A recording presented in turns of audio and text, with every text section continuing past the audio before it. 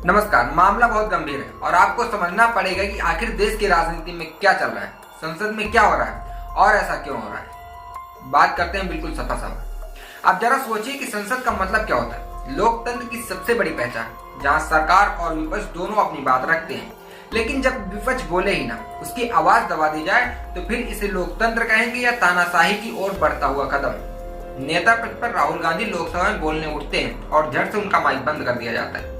अब सोचिए ऐसा क्यों? क्या उनकी आवाज से सरकार को डर नहीं लग रहा है?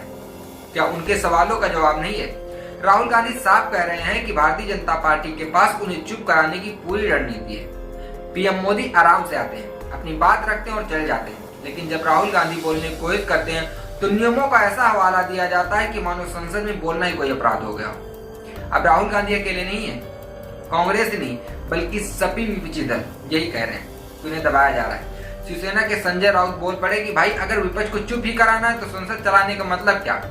वो भी सही कह रहे हैं, क्योंकि अगर विपक्ष की आवाज दबा दी जाए तो लोकतंत्र का क्या मतलब रह जाएगा। सिर्फ एक तो ही नहीं, प्रियंका चतुर्वेदी, प्रमोद तिवारी सभी बोल रहे हैं कि सदन में विपक्ष को बस चुप रहने के लिए मजबूर किया जा रहा है। अब मामला सिर्फ लोकसभा तक का नहीं है, राज्यसभा में वही हाल है। मल्लिकार्जुन खड़गे जब बोलने खड़े होते तो उनका ही माइक बंद कर देते हैं। अरे भाई लोकतंत्र है, यह माइक बंद करने का सिलसिला चालू है।